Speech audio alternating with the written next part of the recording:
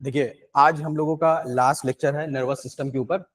हम लोग इसके अंदर न्यूरॉन्स के बारे में जानेंगे और इसके अंदर फिर मोस्ट इंपॉर्टेंट क्वेश्चंस को प्रैक्टिस करेंगे। ठीक है। अब देखिए, हम लोगों ने नर्वस सिस्टम के बारे में जाना था कि नर्वस सिस्टम जिन सेल से मिलकर बना होता है उसको हम लोग कहते हैं न्यूरॉन्स। ठीक है। ये स्पेशलाइज्ड टाइप के सेल्स होते हैं। बॉडी में हमारे हर जगह पे सेल्स हैं। ब्लड में भी सेल्स होते हैं, red blood cells, white blood cells, muscles में भी, ऑर्गन्स में भी। यही छोटे छोटे सेल्स मिलकर टिश्यू बनते हैं। टिश्यू जो है मिलके वो ऑर्गन्स बन जाता है। तो हर चीज सेल से मिलके बनी होती है। हम लोग सेल्स का टॉपिक आगे चल के कवर करेंगे। ये सेल्स होते हैं, इनके अंदर इनके साइटोप्लाज्म होता है, इनकी सेल की एक बॉडी होती है। साइटोप्लाज्म होता है इसके अंदर, ऑर्गेनेलेज होते हैं। सेल की अपनी खुद की एक बॉडी होती है। तो ये जो नर्वस सिस्टम के सेल हैं ये स्पेशलाइज्ड सेल्स होते हैं, न्यूरॉन्स।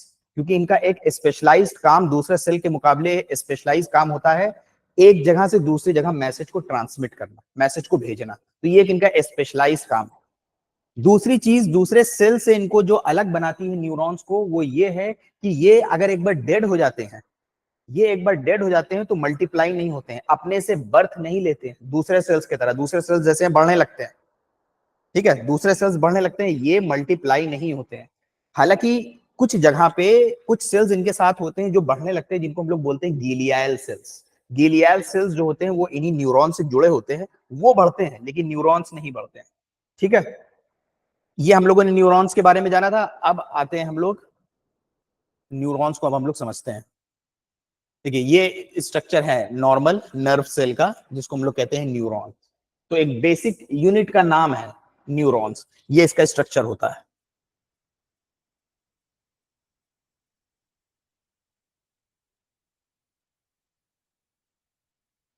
देखिए, एक यहाँ पे भी दिखाया गया है, थोड़ा सा स्ट्रक्चर समझ लीजिए तो फिर ये अच्छे से समझ में आएगा। ये पूरा न्यूरॉन सेल है। ठीक है। ये पूरा न्यूरॉन सेल है, ये इसकी सेल बॉडी है। ये वाला जो आपको दिख रहा है, इसको डेंड्राइट्स बोलते हैं। ये जो हमें दिख रहा है पेड़ों की ब्रांचेस की तरह, इसको बोलते हैं डेंड्राइट्स। ये न्यूरॉन का सेल है, ये है सेल बॉडी। इसी के अंदर ऑर्गेनेलेज, साइटोप्लाज्म वगैरह होता है। इसको सोमा भी कहा जाता है, यानी सेल बॉडी को सोमा भी कहा जाता है। इस पार्ट को हम लोग बोलते हैं एक्सन, ये जो गया हुआ है। दूसरे जो सेल्स होते हैं उसके अंदर ये चीजें नहीं होती है। न्यूरॉन्स के अंदर ये भी है और इसके साथ साथ ये भी एक पार्ट गया हुआ है। ये जो पार्ट यहाँ पे दिख रहा है वही चीज यहाँ पे जाके बन जा रही है, और यहीं से मैसेज जो है दूसरे न्यूरॉन सेल्स के पास या दूसरे बॉडी मसल्स के पास या ऑर्गन के पास जाता है। ठीक है। तो अभी ये खाली हमने स्ट्रक्चर दिखाया और देखते हैं इसके डायग्राम।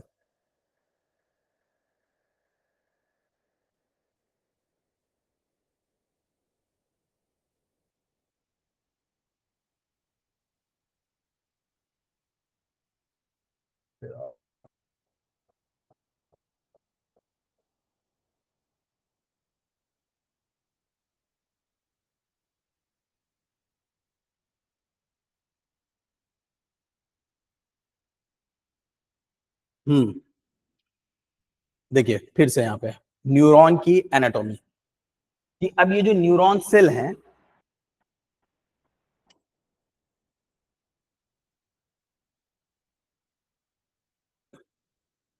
अब ये जो न्यूरॉन सेल हैं इनका स्ट्रक्चर हम लोग समझ लेते हैं। बस नाम याद कर लीजिएगा, आपको सारी चीजें समझ में आ जाएंगी। ये वाला एरिया सेल बॉडी, जिसके अंदर सेल होता है। सेल बॉडी, साइटोप्लाज्म सब इसी के अंदर होता है। सेल बॉडी जिसको सोमा भी कहते हैं। ठीक, ये हो गया। ये देखिए न्यूक्लियस इसके अंदर है, हर सेल के अंदर न्यूक्लियस होता है अपना एक। ये होते हैं जो ब्रांचेस की तरह डेंड्राइट्स, ब्रांचेस की तरह जो निकले हैं डेंड्राइट्स। ये जो गया हुआ है एक्सन, इसको एक्सन बोलते हैं। ठीक है। और फिर ये जो आ गया यहां पास, ये है action terminal. Action terminal, terminal जैसे आदमी एयरपोर्ट पे जाता है तो टर्मिनल्स होते हैं, तो यहाँ पे टर्मिनल आ गया क्योंकि यहाँ पास से अब ये चला जाएगा दूसरे के पास। मैसेज सिग्नल जो है यहां से दूसरे के पास चला जाएगा फ्लाइट के जरिए। अभी हम लोग जानेंगे क्यों फ्लाइट के जरिए जा रहे हैं, क्योंकि एक न्यूरॉन दूसरे न्यूरॉन से जुड़ा नहीं होता है। हमारे ब्रेन में तकरीबन 80 से 100 बिलियन न्यूरॉन सेल्स होते हैं। 80 से 100 बिलियन न्यूरॉन्स होते हैं एक जगह से दूसरा मैसेज ट्रांसमिट करने के लिए, लेकिन ये एक दूसरे से जुड़े नहीं होते। इनके बीच में एक गैप होता है जिसको हम लोग साइनैप्स कहते हैं। अभी हम लोग देखेंगे।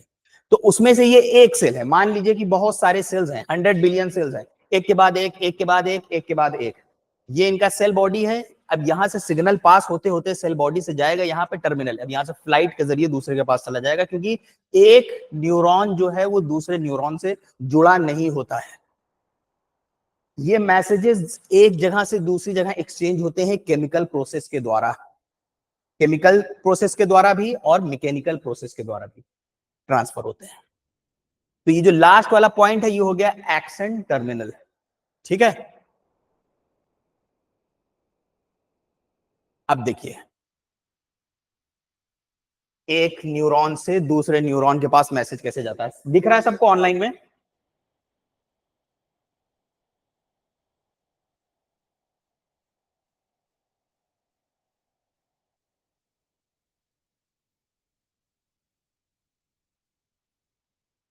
देखिए ये एक न्यूरॉन सेल है, समझ में आ रहा है?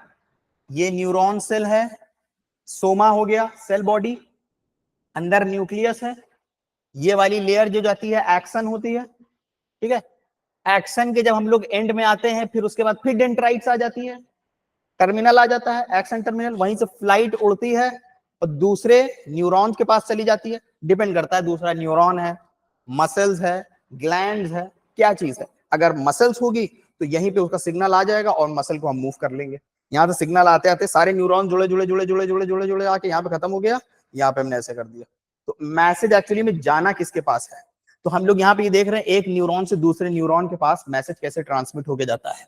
तो यहाँ पे पहले मैसेज आया, डेंड्राइट्स है, जैसे यहाँ पे डेंड्राइट्स है, देखिए यहाँ पे भी डेंड्राइट्स है, यहाँ पे भी डेंड्राइट्स है, यहाँ पे भी डेंड्राइट्स है। तो डेंड्राइट्स मैसेज लेता है, डेंड्राइट्स का काम है मैसेज रिसीव करना। मैसेज रिसीव किया, सेल बॉडी के पास आया, न्यूक्लियस है, इसने यहाँ से मैसेज फॉरवर्ड किया, एक्सन से होते हुए एक्सन टर्मिनल में आ गया, जिसको हम लोग डेंड्राइट्स कह रहे हैं। ये डेंड्राइट्स हो गया, लेकिन ये जो है ये टर्मिनल हो गया, एक्सन टर्मिनल हो गया। अब देखिए अब यहाँ पे फिर दूसरा न्यूरॉन आ गया। अब दूसरे न्यूरॉन के जरिए यहाँ पे देखिए लिखा हुआ है साइनैप्स। ये साइनैप्स क्योंकि ये बहुत माइक्रोस्कोपिक लेवल की चीज है, तो इनके बीच में गैप होता है।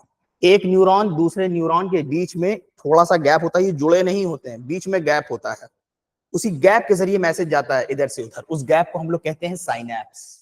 तो ये साइनैप्स से फिर इधर गया, फिर इसके डेंड्राइट्स में आया, फिर डेंड्राइट से एक्शन इलेक्ट्रिकल सिग्नल, फिर गया, फिर साइनैप्स आ गया। इसी तरीके से मैसेजेस जो है न्यूरॉन्स के बीच में ट्रांसमिट होते हैं। समझ में आ रहा है सब लोगों को? देखिए दिखा हुआ है एक न्यूरॉन दूसरा न्यूरॉन, एक न्यूरॉन दूसरा न्यूरॉन। तो मैसेज किस तरीके से जा रहा है? Dendrites, action, action terminal, synapse, फिर उसके बाद डेंड्राइट्स, फिर उसके बाद न्यूक्लियस सेल बॉडी से होता हुआ, फिर एक्शन, फिर उसके बाद एक्शन टर्मिनल, फिर उसके बाद डेंड्राइट्स, एक्शन टर्मिनल, फिर साइनैप्स। इसी तरीके से एक न्यूरॉन से दूसरे न्यूरॉन के पास मैसेज जाता है। फिर से देखिए यहाँ पे डेंड्राइट्स, पहले सबसे पहले साइनैप्स होता है, साइनैप्स, डेंड्राइट्स, न्यूक्लियस बॉडी यानी न्यूक्लियस हो गया सेल बॉडी, सोमा, एक्शन, फिर डेंड्राइट्स, साइनैप्स, फिर उसके बाद dendrites, cell body, axon, dendrites, synapse. इसी तरीके से एक न्यूरॉन से दूसरे न्यूरॉन के पास मैसेज जो होता है हमारे बॉडी का, जो ब्रेन ने भेजा है और जो हमारे सेंसरी नर्व से दिमाग के पास गया है, इसी तरीके से एक न्यूरॉन से दूसरे न्यूरॉन के बीच में ट्रांसमिट होता है। ठीक है, अब ये ध्यान रखिएगा दो तरीके के न्यूरॉन्स होते हैं, दो तरीके की नर्व्स होती है, इन्हीं न्यूरॉन से मिलकर नर्व्स बनती है हमारी। कौन कौन सी? एक सेंसरी और एक मोटर नर्व। सेंसरी का काम क्या है? वो लेके आ रही है ब्रेन तक, और मोटर जो है जो सिग्नल भेज रही है। हमने कोई चीज छुआ, इसमें हल्का हल्का गरम गरम था, ये गया हमारी सेंसरी नर्व से ब्रेन तक, फिर ब्रेन ने कहा हाथ हटा लो, खामखा उंगली जल जाएगी, ये हमने उंगली हटा लिया। तो जो सिग्नल गया वो लेके गई थी कौन सी नर्व? Sensory nerve. जो सिग्नल भेजा जिस नर्व के जरिए वो आया मोटर नर्व के जरिए। ठीक है, तो अब ये जो सिग्नल जा रहा है, ये सिग्नल जाना जाता है इसी न्यूरॉन्स की मदद से। यही न्यूरॉन्स जो है लेके जाते हैं हमारे दिमाग तक। ठीक है, तो हमारे ब्रेन में टोटल 85 से 100 बिलियन के करीब जो है न्यूरॉन्स होते हैं। ठीक है, और इन्हीं से हमारा नर्वस सिस्टम पूरा बना है। ठीक, आगे बढ़ते हैं। अब देखिए यहाँ पे साइनैप्स। अब यहाँ पे आपको साइनैप्स समझ में आएगा, इसको यहाँ पे बहुत ज्यादा जूम करके दिखाया गया है। देखिए ये डेंड्राइट समझ में आ रहा होगा आप लोग को। ये वाला पार्ट क्या था? एक्सन, एक्सन, ये cell body, cell body, axon, dendrites, उसके बाद यहाँ पे एक्सन टर्मिनल, फ्लाइट उड़ गई, फ्लाइट उड़ी। अब देखिए दिखा रहा है दूसरे सेल के डेंड्राइट्स के पास ये आ रहा है, लेकिन देखिए टच नहीं हो रहा है। ये बहुत खुसूसी चीज है इसकी, न्यूरॉन्स की, कि ये टच नहीं होते हैं। इसी को हम लोग बोलते हैं साइनैप्स। अब देखिए यहाँ पे जूम करके दिखाया गया है, ये हो गया ग्रीन वाला और ये देखिए येलो वाला हो गया। ये दोनों एक दूसरे से टच नहीं कर रहे हैं। समझ में आ रहा है सभी लोगों को? बताइए।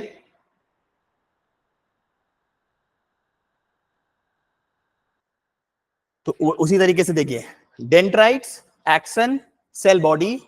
वैसे ये डेंड्राइट्स, एक्सन, सेल बॉडी, ये यहां पे आया मैसेज उस साइड से, उसके डेंड्राइट साइड से आया, इधर एक्सन से होते हुए इसके डेंड्राइट्स पे आया, और यहाँ पे अब दूसरे न्यूरॉन के पास जाना है। तो यहाँ पे ये जो गैप है इसको हम लोग क्या बोलते हैं? साइनैप्स। ये यहाँ पे साइनैप्स बना जिसमें एक न्यूरॉन दूसरे न्यूरॉन से टच नहीं होते हैं, फिर भी केमिकल और मैकेनिकल ट्रांसमिशन के जरिए एक जगह से मैसेज ट्रांसफर हो जाते हैं। ठीक है। ये भी कुछ अलग अलग सेल्स होते हैं, इनसे ज्यादा पूछा नहीं जाता एग्जाम वगैरह में। श्वाइन सेल्स को बोला जाता है इनको, गीलियल सेल्स भी बोला जाता है। ठीक है, ये इनसे अलग हटके होते हैं, सेल बॉडी से हटके अलग सेल्स होते हैं।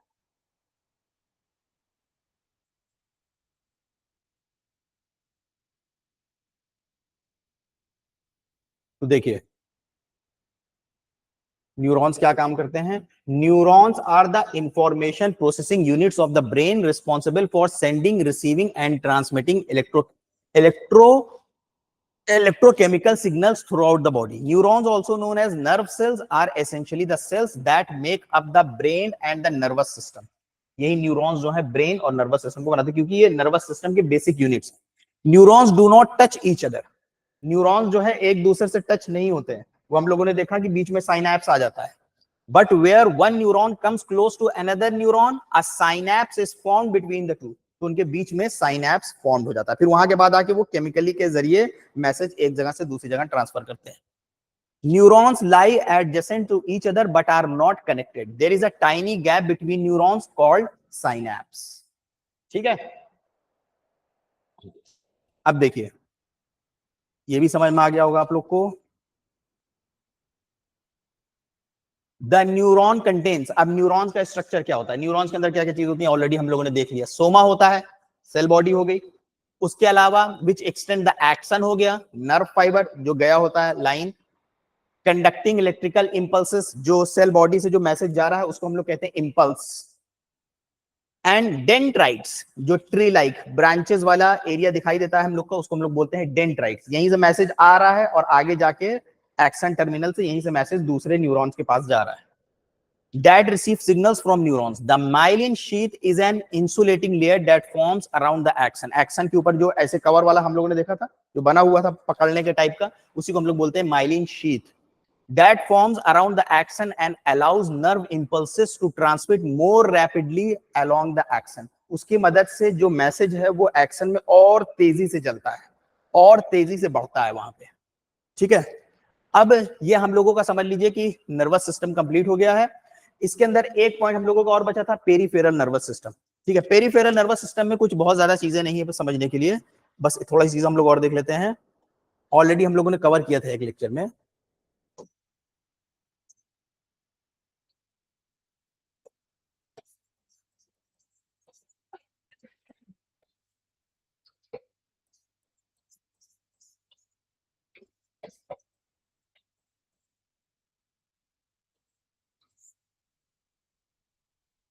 देखिए पेरीफेरल नर्वस सिस्टम मतलब पेरीफेरल नर्वस सिस्टम जो हमारे बॉडी में नर्व्स की जाल है, उसी को पेरीफेरल नर्वस सिस्टम कहते हैं।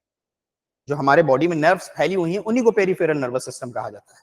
इसके अंदर दो तरीके की नर्व्स आती हैं, हम लोगों ने देखा है। क्रेनियल नर्व्स हो गई और दूसरी स्पाइनल नर्व्स हो गई। स्पाइनल नर्व्स टोटल कितनी होती हैं? स्पाइनल नर्व टोटल कितनी होती है? 31। जिधर इतनी इधर होगी उतनी इधर होगी, जितनी इधर स्पाइनल नर्व्स की बात कर रहे हैं। क्रेनियल नर्व्स 12, ठीक है, क्रेनियल नर्व्स 12। एग्जाम में क्वेश्चन पूछा जा चुका है एक बार कि क्रेनियल नर्व्स टोटल कितनी होती है? 12, जो मेनली ब्रेन से इमर्ज हो रही है, निकल रही है। उनका काम क्रेनियल नर्व्स का मुंह के सारे इमोशंस, किसी को देखना, पहचानना, हंसना, मुस्कुराना, ब्लिंक करना, मुंह खोलना, ये सारी चीजों को क्रेनियल नर्व्स होती हैं वो कंट्रोल करती है, ठीक है, मेनली। बाकी जो हमारे बॉडी में जो नर्व्स फैली हुई हैं वो सब स्पाइनल नर्व्स होती हैं, उनकी वो 31 होती हैं टोटल, जी, एक इधर तो एक इधर। तो दो तरीके के हमारे पेरिफेरल नर्वस सिस्टम होते हैं। नेरिफेरल नर्वस सिस्टम में जो हमारी नर्व्स होती हैं, एक हो गई सेंसरी, जिसका काम है सेंस करके मैसेज ब्रेन तक ले जाना, और दूसरी हो गई मोटर, जो ब्रेन सिग्नल भेज रहा है उन नर्व्स के जरिए, उनको बोलते हैं मोटर नर्व्स, ठीक है।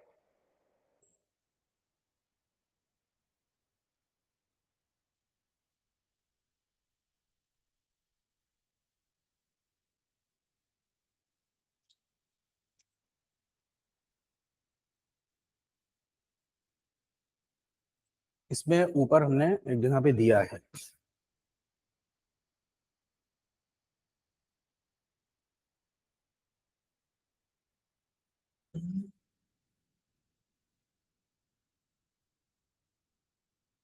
Peripheral nervous system, this connect the CNS to the rest of your body. Peripheral nervous system CNS को, यानी ब्रेन और स्पाइनल कॉर्ड को पूरे बॉडी से कनेक्ट करती है। अब इसके अंदर भी दो तरीके की नर्व्स होती हैं, यानी पेरिफेरल नर्वस सिस्टम के अंदर भी दो तरीके की नर्व्स होती हैं। एक होती है somatic nervous system. Peripheral nervous system में दो आते हैं, एक सोमैटिक नर्वस सिस्टम, एक autonomic nervous system. Somatic nervous system control voluntary movements, यानी इसके अंदर वो नर्व्स आ गई जो हम वॉलेंटरी मूवमेंट, चलना, उठना, बैठना, उनको कंट्रोल कर रही है। दूसरी हो गई ऑटोनॉमिक नर्वस सिस्टम। ऑटोनॉमिक वो नर्वस सिस्टम होते हैं जो ऑटोमेटिकली वो नर्व जो है हमारे बॉडी के बहुत सारे ऑर्गन्स को कंट्रोल कर रही है। हार्ट बीट हो गई, ब्रीदिंग हो गई, पेरिस्टालसिस हो गई, डाइजेशन के टाइम पे जो खाना नीचे जाता है धीरे धीरे, उसको कंट्रोल करती है, वो आती है हमारे ऑटोनॉमिक नर्वस सिस्टम में, ठीक है। इस ऑटोनॉमिक नर्वस सिस्टम में दो और उसको फर्दर डिवाइड कर दिया जाता है, सिंपैथेटिक, पैरासिम्पैथेटिक। सिंपैथेटिक, पैरासिम्पैथेटिक, ठीक है।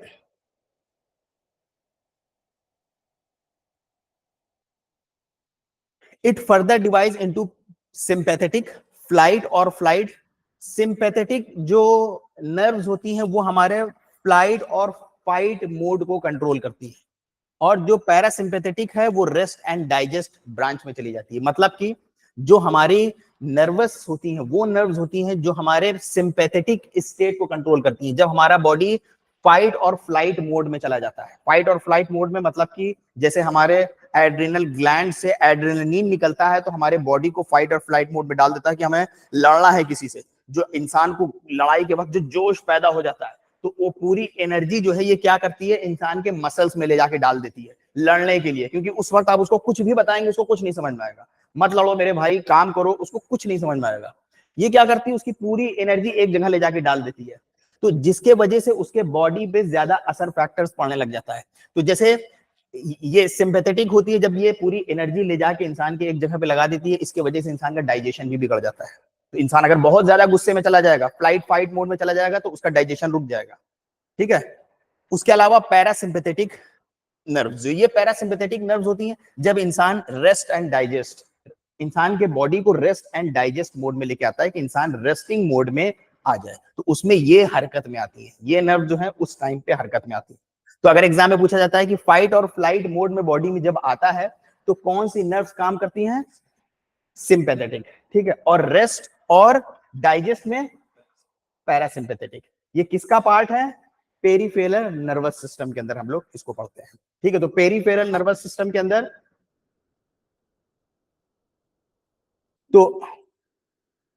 तो पेरिफेरल नर्वस सिस्टम के अंदर हम लोग पढ़ते हैं, पेरिफेरल नर्वस सिस्टम के अंदर सोमैटिक और autonomic. Somatic nervous system, autonomic nervous system. Somatic जो हम वॉलेंटरली कर रहे हैं, ऑटोनॉमिक जो अपने आप से फंक्शन कर रही है, ठीक है। एग्जाम में ये भी पूछ सकता है कि अगर जो लोग ड्रिंक करते हैं इंटॉक्सिकेशन की वजह से, ये तो हम लोगों ने पढ़ा है कि सेरेब्रम इफेक्ट में आ जाता है, तो आज इंसान बैलेंस नहीं बना पाता है। उसके अलावा इन दोनों नर्वस सिस्टम में कौन सा नर्वस सिस्टम बिगड़ता है, सोमैटिक और ऑटोनॉमिक में? बताइए। सोमैटिक, क्योंकि वही वॉलेंटरली है जिसके मदद से हम चल रहे हैं वॉलेंटरली, तो जो शराब पीते हैं उनका सोमैटिक नर्वस सिस्टम इफेक्ट में आ जाता है, जिस वजह से फिर उनको चलने में, उठने में, बैठने में दिक्कत आती है, क्योंकि उसका असर जो है, जो उसके कंट्रोल में नहीं है, इनवॉलेंटरी चीजें हैं उस पर नहीं जाता। जो ऑटोनॉमिक है वो तो अपने आप से फंक्शन हो रहा है। ठीक है, अब ब्रेन को एक और पार्ट में डिवाइड किया गया है, जितना हम लोगों ने देखा था, fore brain, mid brain, hind brain, एक और है फ्रंटल लोब, पेरिटल लोब। इस तरीके से हम लोगों ने चार पार्ट में इसको और डिवाइड कर दिया। आगे का फ्रंटल लोब हो गया, आइए इसको भी एक बार देख लेते हैं, बस इतना देखेंगे, फिर हम लोग मोस्ट इंपॉर्टेंट क्वेश्चन को प्रैक्टिस करते हैं।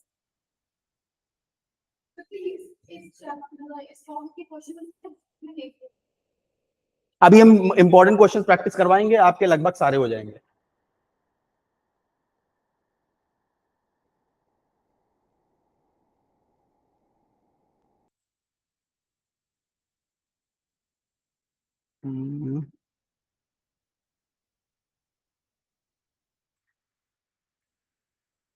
देखिए, फोर लोब्स होते हैं ह्यूमन ब्रेन में। पहला आता है फ्रंटल लोब, जो हमारे सामने के माथे से लेके बीच तक ये जो हिस्सा है इसको बोलते हैं फ्रंटल लोब। ठीक। पेरिटल लोब जो होता है, ये बीच के हिस्से के बाद का जो हिस्सा होता है, ये पेरिटल लोब होता है। फिर उसके बाद आता है ऑक्यूपिटल लोब, ये भी हमारे पीछे का होता है, और टेम्पोरल लोब, ये भी हमारे अंदर एक छोटा सा हिस्सा होता है। बस इतना आपको ध्यान रखना है। फ्रंटल लोब आधा दिमाग, उसके बाद पीछे का जो हिस्सा है पेरिटल लोब, ऑक्यूपिटल लोब और टेम्पोरल लोब। पेरिटल लोब क्या करता है? Located behind the frontal lobe. Parietal lobe जो होता है वो हमारे फ्रंटल लोब के पीछे होता है। फ्रंटल लोब ये हमारे यहां से लेके ये आधा यहां तक, ये फ्रंटल लोब है। इसके बाद से जो पीछे जा रहा है वो पेरिटल लोब है। ठीक। तो पेरिटल लोब जो होता है बिहाइंड द फ्रंटल लोब होता है, सामने फ्रंटल लोब, पीछे parietal lobe. Receive and transmit sensory information from the body and skin. इसका काम क्या होता है? इस लोब का काम है रिसीव करना और ट्रांसमिट करना sensory information from the body and skin. ठीक है, कोई चीज टच किया, उसका फील होना। ठीक है, also connected other parts of the brain, deals with many sensations including touch, pressure, pain, heat and cold. तो ये किस लोब से हो रहा है? ये हो रहा है पेरिएटल लोब से। ठीक है, तो पेरिएटल लोब से याद रखिएगा, जो टच करने वाला सेंसेशन है, फील करने वाला सेंसेशन है, ये सारा पेरिएटल लोब से होता है। उसके बाद frontal lobe, it is the largest part of four major lobes located at the front of each. ये सामने होता है, यहां से लेके पीछे तक फ्रंटल लोब होता है। इसका काम क्या है? It's separated from the lobe by the central sulcus, including self management, जो हम लोगों ने देखा मेन जो सेरेब्रम वाला पार्ट होता है, speech, language, comparing objects, memories, understanding, reacting to feelings, behaviour, attention. ठीक है, जो सेरेब्रम वाला पार्ट हम लोगों ने पढ़ा है वही सारा फ्रंटल लोब से प्रोसेस होता है, वही सारी चीजें। Occipital lobe, smallest of the lobe, सबसे स्मॉलेस्ट होता है, located at the back portion of the brain and below the occipital bone. The primary visual cortex, which is located in the occipital lobe and receive and interprets information from the retinas of eye। नाम से ही समझ में आ रहा है, occipital lobe जो है आंख से जो इंफॉर्मेशन जा रही है उसी को इंटरप्रेट करने का काम करता है। Temporal lobe, located in the bottom section of the brain and sitting close to the ear level within the skull. The major function of the hearing, language, recognizing, speaking and understanding, writing, memory, acquisition and visual perception। बस इतना ही इसके अंदर ध्यान रखना है, और कोई चीज नहीं इसके अंदर ज्यादा है पढ़ने की। अब हम लोग जो है इसके अंदर मोस्ट इंपॉर्टेंट क्वेश्चंस को प्रैक्टिस करते हैं।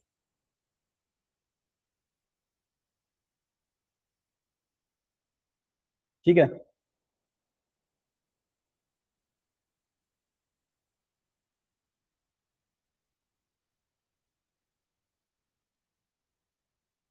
अब एक एक क्वेश्चन है सारा, अब आप लोगों को इसका आंसर देते हुए चलना है। अगर आपने पूरा नर्वस सिस्टम का टॉपिक हमसे पढ़ा है तो इसके आप सारे जवाब ऑलमोस्ट दे दोगे।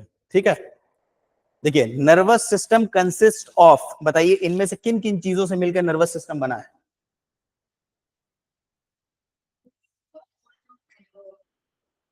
बताइए, नर्वस सिस्टम दिख गया था? देखिए नर्वस सिस्टम में ब्रेन भी आता है, स्पाइनल कॉर्ड भी आती है, नर्व्स भी आती हैं, ठीक है। तो ऑल ऑफ दीज, आंसर है डी। दूसरे क्वेश्चन पे बढ़ते हैं हम लोग।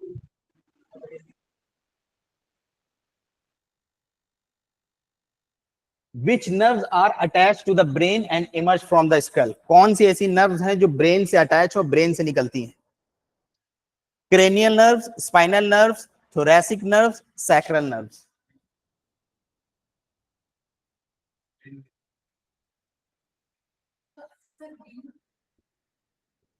स्पाइनल कॉर्ड ब्रेन में कहां पहुंच गया? स्पाइनल कॉर्ड तो पीछे जाता है, स्कल तो खाली ब्रेन को कवर कर रहा है। हमारे स्पाइनल कॉर्ड को तो रीढ़ की हड्डी कवर कर रही है, वो स्पाइनल कॉर्ड तो पीछे गया, तो स्पाइनल नर्व्स तो हो ही नहीं सकती। जो नर्व्स स्पाइनल कॉर्ड से निकल रही हैं उनको स्पाइनल नर्व्स कहा जाता है। और ये जो स्पाइनल नर्व जो है इन्हीं के अलग अलग नाम है ये। तो इसमें कौन सा आंसर हुआ बताइए? ए आंसर हुआ। क्रेनियल नर्व्स, क्रेनियम, ये क्रेनियम है ना हमारा स्कल, क्रेनियम, उसी से नाम समझ लीजिए क्रेनियल नर्व्स। तो ये क्रेनियल नर्व जो होती हैं ये हमारे ब्रेन से निकलती हैं। अभी हमने बताया ये टोटल कितनी होती हैं? 12 होती हैं। जितने दो इधर दो इधर दो इधर करके ये हमारे ब्रेन में होती हैं। जितने, हाँ, पूरा पेयर है, 12 का पूरा पेयर होता है। जितने हमारे सेंसेस हैं, देखना, सूंघना, ये टेस्ट वाला, ये सब इसी से जाके डायरेक्ट कनेक्टेड है ब्रेन से ये, ठीक है। इमोशन, हंसना, देखना, जितना भी मुंह का एक्सप्रेशन है, ब्लिंक करना, ये सब जो है इसी क्रेनियल नर्व से होता है। तो ये हमारे ब्रेन से निकलती है। और जो नर्व्स हमारे, जो पीछे से हमारे रीढ़ की हड्डी के अंदर स्पाइनल कॉर्ड गया है, जो उससे निकलती हैं, उसी को बोलते हैं स्पाइनल नर्व्स, ठीक है। ये टोटल कितनी होती हैं? 31, ठीक। Name the system that controls every activity that you do. बताइए, इसमें हम लोग जितनी भी हमारे बॉडी की एक्टिविटीज हम लोग करते हैं वो कौन कंट्रोल करता है? Nervous system, exocrine, endocrine, respiratory. बताइए। Nervous system. एक्सोक्रीन सिस्टम हम लोगों ने ग्लैंड के टॉपिक में पढ़ा है, ठीक है। वो अपने अलग अलग सेक्रेशन छोड़ता है, आंसू हो गया, ठीक है, स्वेट हो गया। एंडोक्रीन हम लोगों ने पढ़ा है, हार्मोन्स छोड़ता है। तो हम लोग, हमारी बॉडी में सारे फंक्शन थोड़ी नहीं कर रहा है। रेस्पिरेटरी सिस्टम खाली सांस का काम कर रहा है, लेकिन नर्वस सिस्टम सब चीज को कंट्रोल कर रहा है। पूरी एक एक चीज, वॉलेंटरी, इनवॉलेंटरी, हर चीज भले ही हमारे कंट्रोल में ना हो, उसको भी नर्वस सिस्टम जो है कंट्रोल कर रहा है। तो name the system that controls every activity, हर एक एक्टिविटी, यानी हम कुछ भी कर रहे हैं वो कहीं ना कहीं डायरेक्टली या इनडायरेक्टली नर्वस सिस्टम ही कंट्रोल कर रहा है।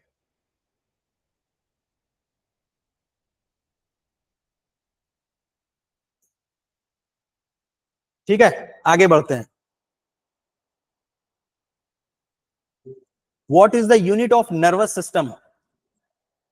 नर्वस सिस्टम की जो बेसिक यूनिट, जो सेल है, उसको क्या कहते हैं? ब्रेन, स्पाइनल कॉर्ड, न्यूरॉन या नर्व्स? बताइए। नर्वस सिस्टम का जो बेसिक यूनिट है उसको क्या बोला जाता है? ठीक है, उसको हम लोग बोलते हैं न्यूरॉन। जो अभी हम लोगों ने आज देखा है, न्यूरॉन जो है बेसिक सेल्स हैं नर्वस सिस्टम के। फिर यही कई सारे न्यूरॉन्स जो होते हैं तो एक नर्व बन जाती है। फिर उसी नर्व के जो पूरा सिस्टम जो हम लोग के बॉडी में फैला हुआ है, नर्वस सिस्टम। खाली नर्व की जाल को पेरिफेरल नर्वस सिस्टम, ठीक है। तो इसका सही जवाब होगा सी। आप माइक्रोस्कोपिक गैप, अब बताइएगा इसको आपको। Microscopic gap between a pair of adjacent neurons, दो न्यूरॉन्स के बीच का जो गैप है, विच नर्व इंपल्सेस पास, जिसमें से नर्व इंपल्स पास होती है when going from one neuron to the next, is called, बताइए। थोड़ी देर में आप आए नहीं तो आप इसको बता देती, अभी हम लोग थोड़ी देर पहले कवर किया न्यूरॉन। कौन सा है? तो बताइए आंसर भी है। बताइए इसका सभी लोग क्या जवाब है?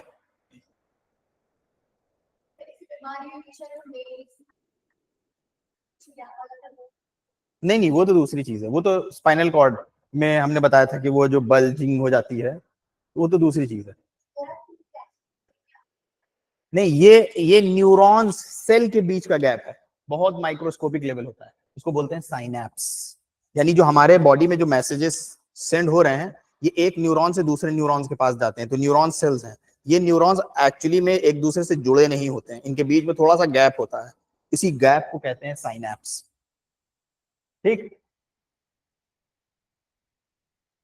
इन our body involuntary actions are controlled by, बताइए।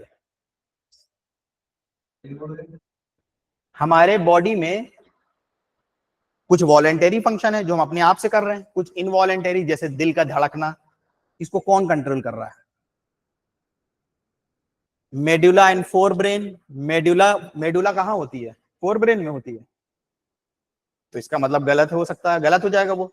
फोर ब्रेन में तो होती नहीं मेडुला, मेडुला कहां होती है?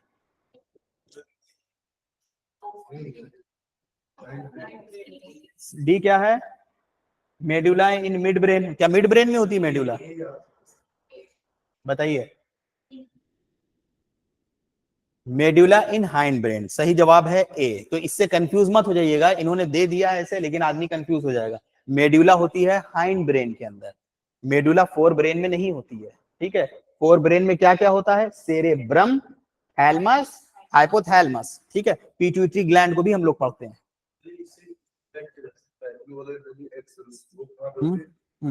हाँ, क्योंकि सेरेब्रम वाले पार्ट से, फोर ब्रेन से तो हम वॉलेंटरी एक्शन कर रहे हैं ना, वहां से भी आप कर सकते हैं।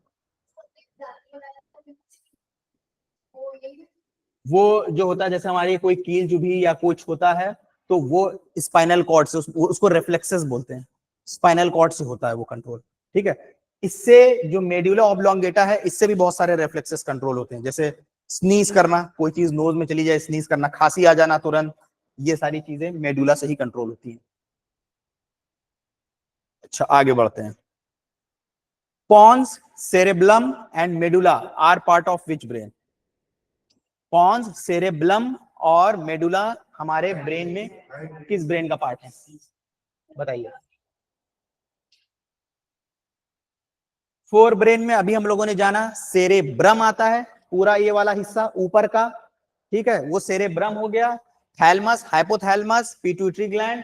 मिड ब्रेन के अंदर हम लोगों ने पढ़ा, बहुत छोटा सा होता है मिड ब्रेन, उसके अंदर हम लोगों ने कोई और डिटेल्स नहीं देखी थी। हाइंड ब्रेन के अंदर हम लोगों ने देखा था क्या क्या आता है? Cerebellum, pons, medulla oblongata. तो सही जवाब इसका क्या हुआ? सी।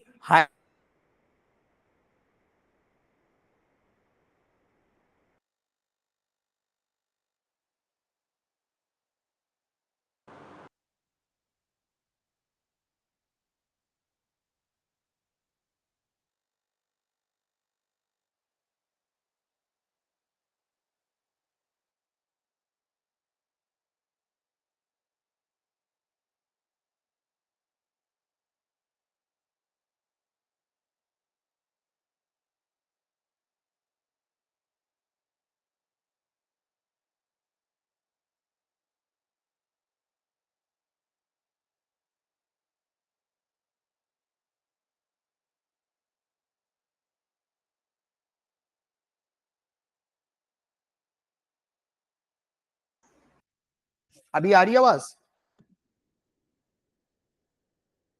देखिए, अगर आप लोगों को वाला टॉपिक याद होगा जिसके अंदर हम लोगों ने पढ़ा था कि ब्रेन स्टेम के बारे में, ब्रेन स्टेम कैसे आ रही थी? पहले मिड ब्रेन था, पॉन्स था, मेडुला ऑब्लोंगेटा था, फिर स्पाइनल कॉर्ड। तो स्पाइनल कॉर्ड कहां पास से शुरू हो रही है? Just below the medulla oblongata. तो mid brain, pons, medulla oblongata, spinal cord. फिर स्पाइनल कॉर्ड पूछिए पीछे चली गई है, रीढ़ की हड्डी के अंदर अंदर पीछे तक। ठीक है, याद आया सब लोगों को? तो सही जवाब हुआ इसका मेडुला, बी।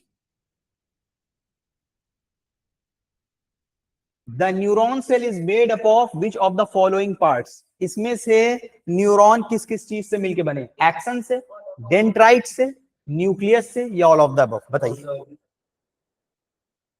अभी हम लोगों ने कवर किया है पूरे न्यूरॉन्स के स्ट्रक्चर को। सेल बॉडी थी, एक्सन था, डेंड्राइट्स थे, axon terminal, dendrites, cell body, axon, axon terminal, फिर डेंड्राइट्स। तो क्या क्या हो गया? एक्सन भी आ गया, डेंड्राइट्स भी हो गई, न्यूक्लियस भी हो गया, उसके अंदर जो सेल के अंदर न्यूक्लियस था, ऑल ऑफ द अबव। ठीक है, तो आंसर हो गया डी। सेल न्यूक्लियस होगा, उसके साथ साथ लेकिन इसके साथ न्यूरॉन सेल में कुछ एक्स्ट्रा चीजें भी होती हैं, जैसे ये एक्सन, ठीक है, ये एक लंबी सी लाइन होती है, अभी हम लोगों ने कवर किया इसको, ठीक। आगे बढ़ते हैं। Which of the following is genetic disease that causes neurons in the brain to waste away and die? इनमें से कौन सी ऐसी बीमारी है जिसके वजह से न्यूरॉन्स हमारे दिमाग में मर जाते हैं और खत्म हो जाते हैं? तो ये एक जनरल नॉलेज से रिलेटेड क्वेश्चन है, ये हम लोगों ने कवर नहीं किया है, लेकिन इसका सही जवाब है पोलियो हो नहीं सकती है, और इंसेफेलाइटिस भी नहीं है, इसका जवाब है हंटिंगटन डिसीज, डी। तो याद रखिएगा कि अगर क्वेश्चन पूछा जाता है इनमें से कौन सी ऐसी बीमारी है, अभी हम लोग डिसीज का अलग टॉपिक कंप्लीट करेंगे, वायरस से होने वाली बीमारी, बैक्टीरिया से होने वाली बीमारी, उसका एक अलग टॉपिक है पूरा।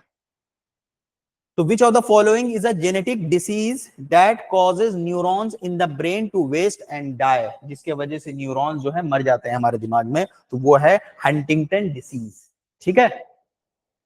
आगे बढ़ते हैं। Which one of the following makes up central nervous system together with the brain? इनमें से कौन सी चीज ब्रेन के साथ मिलकर सेंट्रल नर्वस सिस्टम को बनाती है, बताइए।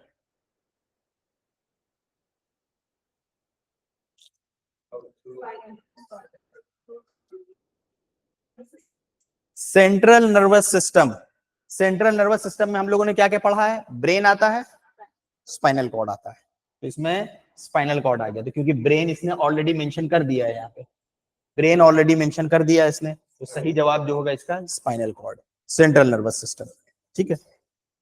हाँ हाँ, ठीक है। The number of spinal nerve in human, बताइए। स्पाइनल नर्व्स ह्यूमन के अंदर कितनी होती है? 31 पेयर्स होते हैं, एक अलग से ऐसे निकली रहती है, एक अलग से यहाँ पे रहती है, बाकी जो है फिर पेयर हो जाते हैं, टोटल 15। क्या चीज? हाँ, तो 31 पेयर्स। बताइए इसके अंदर कौन सा सही जवाब है? नंबर ऑफ स्पाइनल नर्व जो हमारे स्पाइनल कॉर्ड से निकल निकल के बॉडी में जा रही है, 31 पेयर्स, ठीक है, spinal nerves. Which of the following is the main thinking part of the human brain? इनमें से कौन सा ऐसा पार्ट है जिससे हम लोग सोचते हैं? Hind brain, cerebrum, mid brain, none of the above, बताइए। जिससे सोचते हैं, सोचने का मतलब प्रोसेस करना, तो जब भी प्रोसेस वाला पार्ट आएगा तो प्रोसेस किससे करते हैं हम लोग? दिमाग के कौन से पार्ट से? क्योंकि जब आप कोई चीज सोचोगे तो प्रोसेस करना पड़ेगा, तो जब आप प्रोसेस करोगे तो प्रोसेस हमेशा होता है सेरेब्रम से, सेरेब्रम से। वॉलेंटरी एक्शन सेरेब्रम से, सोचना, थिंकिंग, स्पीच, सारी चीजें, मेमोरीज सेरेब्रम से, ठीक है। आगे बढ़ते हैं। Dash controls involuntary activities like coughing and sneezing. इनमें से खांसना, जैसे मुंह में कोई चीज चली जाए तुरंत खांसी आ जाए, वोमिटिंग हो जाए, कुछ उल्टा सीधा खा लिया वोमिटिंग हो जाए, नोज में कुछ चला जाए, आदमी को छींक आ जाए, तो इनमें से कौन सी चीज है जो कंट्रोल करती है, बताइए। सेरेबेलम? नहीं, सेरेबलम हमारे पीछे होता है। सेरेबलम का काम है कि जैसे हम लोग कोई चीज सीखते हैं, जैसे साइकिल चलाना सीखा, तो वो हमारे यहाँ पे सेव हो जाती है, स्टोर हो जाती है, तो वो सेरेबलम हो गया। यहाँ पे हम कह रहे हैं हमारे इनवॉलेंटरी एक्शन जो हमारे कंट्रोल में नहीं है, जैसे कॉफिंग, स्नीजिंग, इसको कौन कंट्रोल करता है? तो ये तो सेरेब्रम हो गया। सेरेब्रम तो वॉलेंटरी एक्शन के लिए आता है, यहाँ पे तो बात हो रही है इनवॉलेंटरी के लिए, ये भी नहीं हो सकता है, बताइए।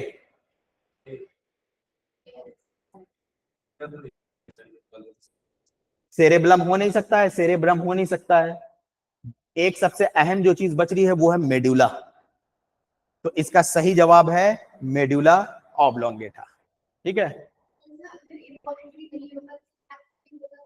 अगर वॉलेंटरी होती है तो वो हमारे सेरेब्रम से कंट्रोल होती है, जो हमारे आगे वाला पार्ट है, सेरेब्रम वाले पार्ट से।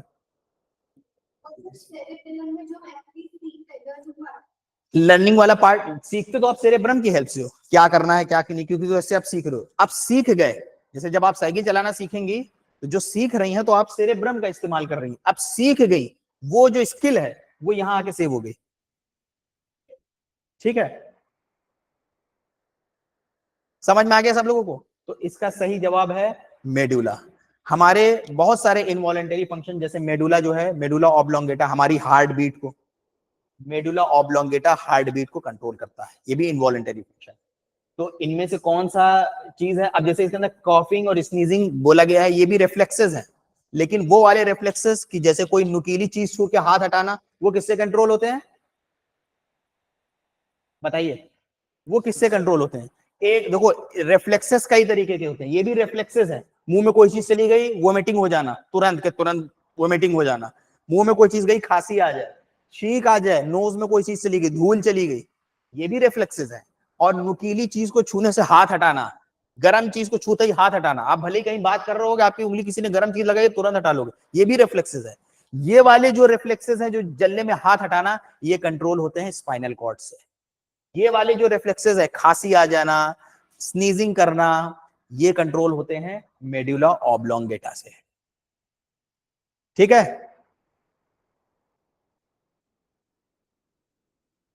Dendrites and axon are parts of which cell? Red blood cell, neuron, nephron और व्हाइट ब्लड सेल। बताइए, डेंड्राइट्स और एक्सन किस सेल के अंदर पाए जाते हैं? ना तो रेड ब्लड सेल में होते हैं, ना न्यूफ्रॉन। हमने बताया था ना, एक्सन इसका एक स्पेशलाइज्ड पार्ट है न्यूरॉन्स के सेल्स का। ठीक है? तो ये कौन से सेल्स में होते हैं? न्यूरॉन सेल्स के अंदर पाए जाते हैं, एक्सन और डेंड्राइट्स। एक्सन और डेंड्राइट्स आप लोग को पता है, डेंड्राइट्स क्या होता है, एक्सन क्या होता है? Centre for heat, touch, cold and pressure. अब बताइए कि जो हमारे बॉडी में जो हीट का महसूस होना, या कोई चीज टच करते हैं उसका महसूस होना, कोल्ड और प्रेशर, इनमें से कौन से लोब से होता है? अभी कवर किया हम लोगों ने। सही जवाब है पेरिटल लोब से होता है। ठीक है? Which part of the brain controls the heart? अब बताइए, हार्ट बीट जो चल रही है, हमारे दिमाग का कौन सा पार्ट इसको कंट्रोल कर रहा है? आप अपने दिमाग से खुद सोच के इसका आंसर दे सकते हैं कि सेरेब्रम तो वॉलंटरी एक्शन के लिए है, कब चलना है, क्या उठाना है, क्या सोचना है। तो हार्ट तो हमारे कंट्रोल में नहीं, वो तो चल रहा है, तो इसका मतलब सेरेब्रम कंट्रोल नहीं कर रहा है। सेरेबलम वो है कि जब हम कोई चीज सीखते हैं, सीखने के बाद वो इंफॉर्मेशन सेव हो जाती है। हार्ट से सीखने से क्या लेना देना है, वो वहां चला गया इंफॉर्मेशन। अब यहाँ पे बचा कौन कौन से हमारे दिमाग में पार्ट में? जैसे मिड ब्रेन बच रहा है, मेडुला ऑब्लोंगेटा बच रहा है, स्पाइनल कॉर्ड बच रहा है। तो अब स्पाइनल कॉर्ड बहुत सारे रिफ्लेक्सेस को कंट्रोल कर रहा है, उसके साथ साथ वो एक रास्ता बना है ब्रेन का। बचता है हमारा यहाँ पास न्यूरॉन, हो नहीं सकता है, न्यूरॉन से तो पूरा नर्वस सिस्टम मिलकर बना है। स्पाइनल कॉर्ड और मेडुला ऑब्लोंगेटा के अंदर कंफ्यूजन आएगा। तो सही जवाब इसका क्या होगा? Medulla oblongata. अभी हमने बताया कि हार्ट बीट को मेडुला ऑब्लोंगेटा जो होता है, यही कंट्रोल करता है। ठीक है? Which of the following organs will not feel any pain on being pricked by a needle? इनमें से कौन सा ऐसा ऑर्गन है जिसके अंदर अगर सुई मारोगे तो इंसान को तकलीफ नहीं होगी, और अगर उसमें सर्जरी करना है तो इंसान होश में बैठा है, बिना बेहोश करे सर्जरी कर दोगे, उसको पता ही नहीं चलेगा? बताइए।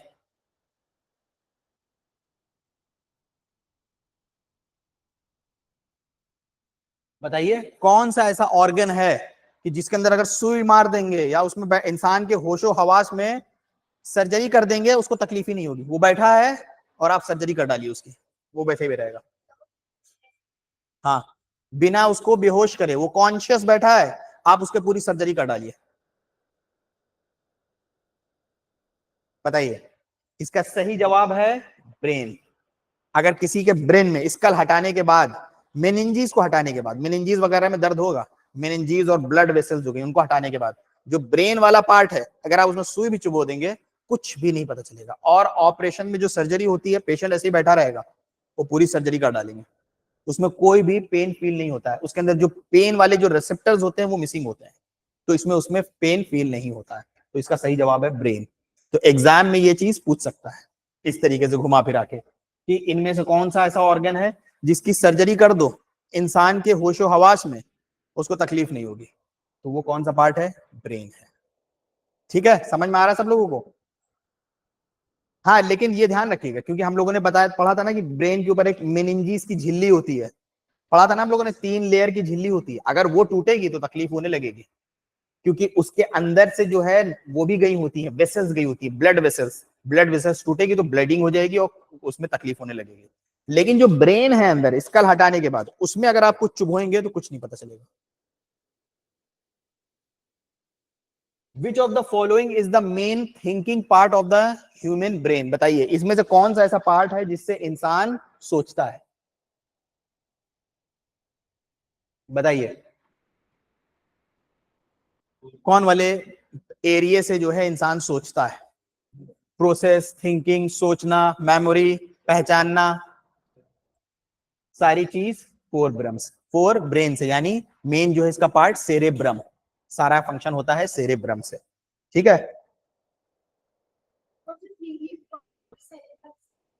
हाँ हाँ, तो ये सेरेबेलम लिखा है, ठीक है। बाकी हाइंड ब्रेन है, मिड ब्रेन है। मिड ब्रेन जो है एक रेले स्टेशन होता है, कोई भी इंफॉर्मेशन आ रही है वहीं से रेले होके जा रही है सेरेब्रल कॉर्टेक्स के पास। सेरेब्रल कॉर्टेक्स किसका पार्ट होता है? फोर ब्रेन का। सेरेब्रल कॉर्टेक्स, सेरेब्रम की जो ऊपर की लेयर है जिसको हम लोग ग्रे मैटर कहते हैं, उसी को सेरेब्रल कॉर्टेक्स बोलते हैं, ठीक है। वही प्रोसेस करता है सारी इंफॉर्मेशन। बताइए विच of the following controls the beating of the heart and respiratory movement in human beings, बताइए इनमें से कौन सी ऐसी चीज है जो हमारे बीटिंग को, हार्ट बीट को और रेस्पिरेटरी मूवमेंट को कंट्रोल करती है?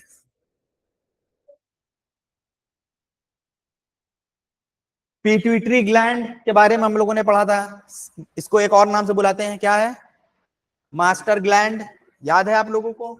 इसका सारे ग्लैंड्स के ऊपर कंट्रोल है, और इसके ऊपर किसका कंट्रोल है? हाइपोथैलेमस का। और हाइपोथैलेमस के ऊपर किसका कंट्रोल है? ब्रेन का, ठीक है। ये क्या करती हैं? अलग अलग हॉर्मोन्स को छोड़ती हैं हमारे बॉडी में, जब जिस चीज की जरूरत होती है उसके हिसाब से। स्पाइनल नर्व तो भाई नर्व्स की एक जाल है, ये कहां से चलाएगी हार्ट बीट को? ये तो एक नर्व्स की जाल है हमारे बॉडी के अंदर जो हमारे स्पाइन से निकल रही है। स्पाइनल कॉर्ड और मेडुला ऑब्लोंगेटा में से कोई एक आंसर है, बताइए भाई। स्पाइनल कॉर्ड हो गए, रिफ्लेक्सेस को कंट्रोल कर रहा है कि उंगली में कोई चीज चुभी हटा लिया, उंगली जली हटा लिया, इसको कौन कंट्रोल कर रहा है? Spinal cord. हम लोगों ने कहीं पे भी ये नहीं पढ़ा कि स्पाइनल कॉर्ड जो है हार्ट बीट को कंट्रोल कर रहा है। तो कौन सा ऑप्शन बचा? मेडुला ऑब्लोंगेटा, ठीक है। तो सही जवाब है मेडुला ऑब्लोंगेटा। सारे क्वेश्चन इसके खत्म हो गए। तो आई होप कि आप लोगों को नर्वस सिस्टम का पूरा टॉपिक समझ में आ गया होगा। समझ में आ गया सभी लोगों को नर्वस सिस्टम? कोई भी पार्ट में अगर डाउट हो नर्वस सिस्टम के तो पूछ लीजिए।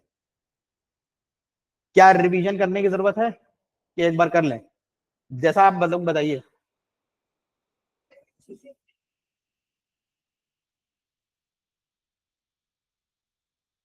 चलिए अच्छा, एक छोटा सा रिवीजन कर देते हैं 5 से 10 मिनट में, ताकि हाँ बस रैपिड रिवीजन की तरह। तो देखिए ये नर्वस सिस्टम का टॉपिक है। नर्वस सिस्टम का मतलब हमारे बॉडी में जो मैसेजेस एक्सचेंज होते हैं, दिमाग से अलग जगह पे बॉडी में जाते हैं और वहां से दिमाग तक जाते हैं, उसी पूरे सिस्टम को नर्वस सिस्टम कहा जाता है। जैसे फॉर एग्जाम्पल हमें हाथ उठाना है तो हमारे दिमाग से कोई सिग्नल गया होगा यहाँ पे उंगलियों के पास कि उठो। तो ये जो सिग्नल गया, या हमने कोई चीज छुई और हमारे पास गर्म का एहसास हुआ, हमारे दिमाग तक गया, ये जो मैसेजेस एक्सचेंज होते हैं और आते हैं जाते हैं, उसमें बहुत से वॉलंटरी और इनवॉलंटरी फंक्शन जो है इनको नर्वस सिस्टम के द्वारा कंट्रोल किया जाता है। तो ऑलमोस्ट सारी चीजें आ गई उसके अंदर। अब नर्वस सिस्टम जिन छोटे सेल से मिलकर बना होता है उसको हम लोग कहते हैं न्यूरॉन्स, ठीक है। नर्वस सिस्टम को 2 पार्ट में बांटा गया है। कौन कौन सा? नर्वस सिस्टम को 2 पार्ट में बांटा गया है। Central nervous system, central nervous system के अंदर ब्रेन आ जाता है और स्पाइनल कॉर्ड आ जाती है, जो हमारे पीछे रीढ़ की हड्डी के अंदर गई होती है। ब्रेन जो है हमारे स्कल के द्वारा प्रोटेक्टेड होता है, ठीक है, क्योंकि बहुत कीमती चीज है। ब्रेन के जो सेल्स होते हैं वो एक बार मर जाते हैं, दोबारा बनते नहीं है, तो इसलिए इसकी हिफाजत जरूरी है। स्पाइनल कॉर्ड की भी हिफाजत जरूरी, तो इसलिए इसमें रीढ़ की हड्डी होती है। ठीक है, तो सेंट्रल नर्वस सिस्टम में ब्रेन और स्पाइनल कॉर्ड आ जाती है। दूसरा सिस्टम क्या, दूसरा पार्ट क्या है नर्वस सिस्टम का? Peripheral nervous system. Peripheral nervous system की अब ये जो आपको ब्लू कलर की जो जाल दिख रही है, इसी को हम लोग बोलते हैं पेरिफेरल नर्वस सिस्टम। इसमें भी दो तरीके की नर्व्स होती हैं, सेंसरी, मोटर्स। जो नर्व्स मैसेज लेके आ रही हैं सेंसरी, जो ब्रेन से वापस जा रही है ऑर्गन तक या मसल्स तक, वो मोटर हो गई। ठीक है, इतना हम लोगों ने देखा। उसके बाद हम लोगों ने देखा कि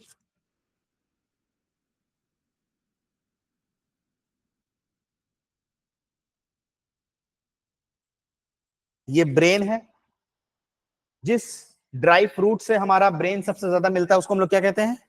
वॉलनट, अखरोट। ठीक है, अखरोट के भी एक ऊपर से कवच रहता है, उसको निकालते हैं तो ब्रेन इसी तरीके से कटा हुआ रहता है। ठीक है, तो ब्रेन हमारा बीच से ऐसे ही कटा रहता है, लेफ्ट और राइट हेमिस्फेयर में बटा होता है। इसके ऊपर का जो गहरान होती है उसको ग्रे मैटर बोलते हैं, जिसे सेरेब्रल कॉर्टेक्स भी कहते हैं। यही सारी इंफॉर्मेशन प्रोसेस करता है। तो यानी गहरान के हिसाब से ब्रेन की मान लीजिए इतनी जो गहरान हो गई, वो हो गई ग्रे मैटर, सेरेब्रल कॉर्टेक्स। बाकी जो व्हाइट वाला पार्ट है वो अंदर है, ये हम लोगों को दिख रहा है, जो अंदर वाला पार्ट हो गया। ठीक है, यही स्पाइनल कॉर्ड में रिवर्स हो जाती है। उसके बाद हम लोगों ने देखा न्यूरॉन की एनाटॉमी, कि जो हमारे बॉडी में नर्व सेल्स हैं, न्यूरॉन्स, वो कैसे होते हैं। ये इसकी सेल बॉडी होती है, यही एक्सन है, ये डेंड्राइट्स है। ठीक, ब्रेन के पार्ट्स को हम लोगों ने तीन पार्ट में डिवाइड किया, fore brain, mid brain, hind brain. Fore brain को प्रोजेसेफ्लॉन भी बोलते हैं, मिड ब्रेन को मेसेसेफ्लॉन भी बोलते हैं, और हाइंड ब्रेन को रोम्बेसेफ्लॉन भी बोलते हैं। हाइंड ब्रेन के अंदर इतनी चीजें आ जाती हैं, और ये मिलके ब्रेन स्टेम बनता है। ठीक, ये है ब्रेन, देखिए सामने से ऐसे कटा हुआ है।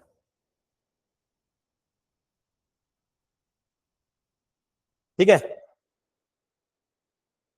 ये हो गया, देखिए यहां से यहां तक वाला जो पार्ट है सेरेब्रम हो गया, सेरेब्लम हो गया। ये नीचे जो एरिया जा रहा है ये हो गया स्पाइनल कॉर्ड, उसके ऊपर medulla oblongata pons, hind brain हो गया, फिर बीच में जो यहाँ पे है मिड ब्रेन होता है। ठीक है, अखरोट की तरह देखिए लिख रहा है बिल्कुल। देखिए इसमें भी देख लीजिए, ये वाला पूरा पार्ट जो हो गया ये हमारा सेरेब्रम हो गया, जिसको फोर ब्रेन भी कहते हैं। अगर हम लोग इसको भी मिला लेंगे, फिर इतना वाला जो छोटा सा हिस्सा दिख रहा है सबसे छोटा, वो मिड ब्रेन है। तो एग्जाम में क्वेश्चन पूछ लेगा इन तीनों में सबसे छोटा पार्ट कौन सा है? Mid brain. और इधर ये पूरा हाइंड ब्रेन है, जिसमें सेरेब्लम आ गया, पॉन्स आ गया, मेडुला ऑब्लोंगेटा आ गया। ठीक है, फिर यहां से आपकी स्पाइनल कॉर्ड शुरू हो जाती है।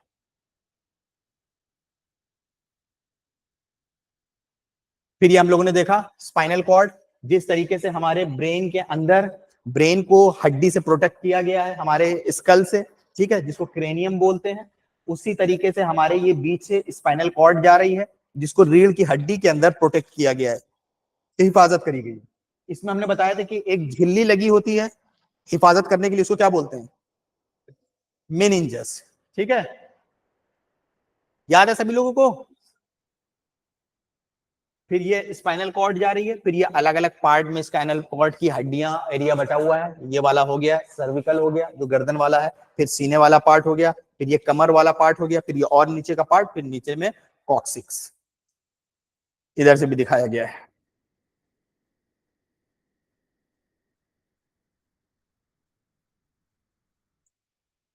तो स्पाइनल कॉर्ड आती है, स्पाइनल कॉर्ड के भी कई फंक्शन है। स्पाइनल कॉर्ड का एक काम क्या है कि वो एक रास्ता है, कोई भी मैसेज इन ब्रेन तक जाना है तो स्पाइनल कॉर्ड के जरिए जाएगा, एक पाथवे है। उसके साथ साथ बहुत सारे रिफ्लेक्सेस को कंट्रोल करता है।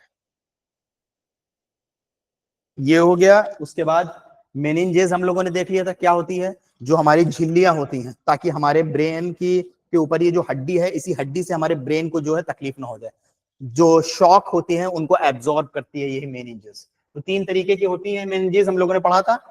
कौन कौन सी? डूरा माटर और एर्कोनॉइड माटर और पिया माटर, तीन होती हैं। ये तीनों दिखाया गया है।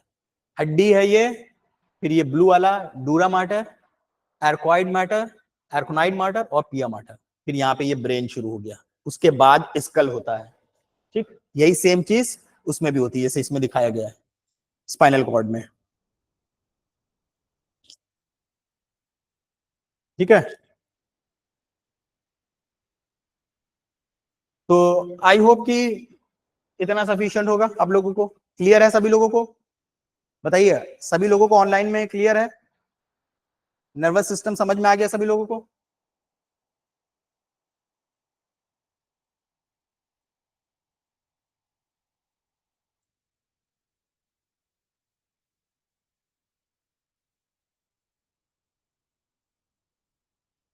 सर क्या यूपी की वैकेंसी आने वाली है? देखिए, फुल सर्टेनिटी के साथ तो नहीं कह सकते, लेकिन लोग सुन रहे हैं, बोल रहे हैं कि नवंबर दिसंबर तक आ जाएगी, कह रहे हैं लोग। तो अब ये तो ऑफिशियल जब तक अनाउंसमेंट नहीं होगा या कहीं और से पता चल जाए या कहीं पे कोई एडवर्टीजमेंट दिया हो तो नहीं बता सकते। नहीं, अभी देखते हैं नेक्स्ट टॉपिक किसको कवर करते हैं। ठीक है, हम लोगों का अभी तक जो है ब्लड का टॉपिक हो गया है, डाइजेस्टिव सिस्टम हो गया है, रेस्पिरेटरी सिस्टम हो गया है, नर्वस सिस्टम हो गया है। ठीक है, और अब देखते हैं कौन सा इसके बाद शुरू करना है। क्लियर है सभी लोगों को? समझ में आ गया? तो अब इसके बाद 15 मिनट के बाद जो है आप लोगों की एनआईए की क्लास रहेगी। ठीक है, thank you everyone for joining.